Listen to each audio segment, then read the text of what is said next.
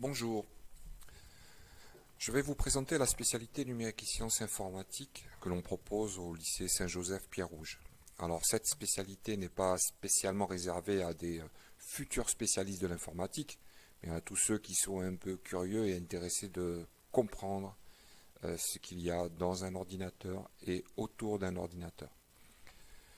Donc cette spécialité est faite pour ceux qui ne veulent plus être seulement utilisateurs, mais cherchent à être aussi acteurs. Le programme est décliné en différentes thématiques et c'est normal de commencer d'abord par la présentation de l'histoire de l'informatique et l'évolution de cette dernière au fil du temps.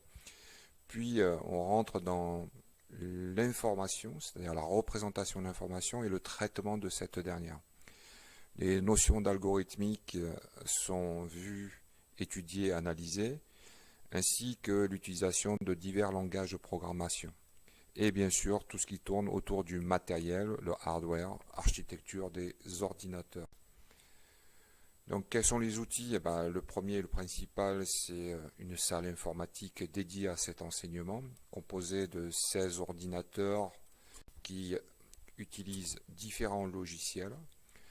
Le choix a été fait d'utiliser des logiciels gratuits afin de permettre aux élèves de les utiliser aussi à la maison, de les avoir disponibles à la maison pour terminer, compléter les études qui sont faites au lycée.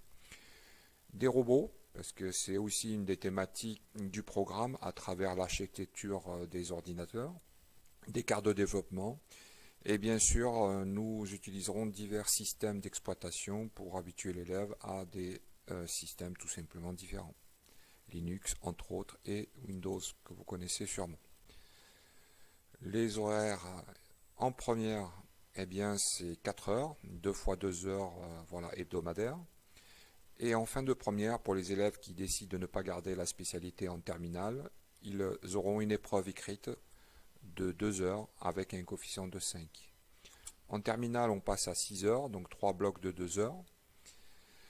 Et une épreuve écrite de 3h30 complétée d'une épreuve pratique de 1 heure avec un coefficient de 16 pour le baccalauréat, spécialité NSI. Alors qu'est-ce qu'on peut faire après la NSI? Avec le bac, avec une spécialité NSI, plein de choses. La première, je dirais, la plus basique, c'est intégrer des universités et choisir les filières de l'informatique. Les écoles d'ingénieurs avec des prépas intégrés, dont l'ISEN, qui est une école avec laquelle nous avons un partenariat. Les classes prépa, bien sûr, avec la nouvelle section qui s'appelle MPI, qui intègre complètement cette nouvelle discipline scientifique informatique.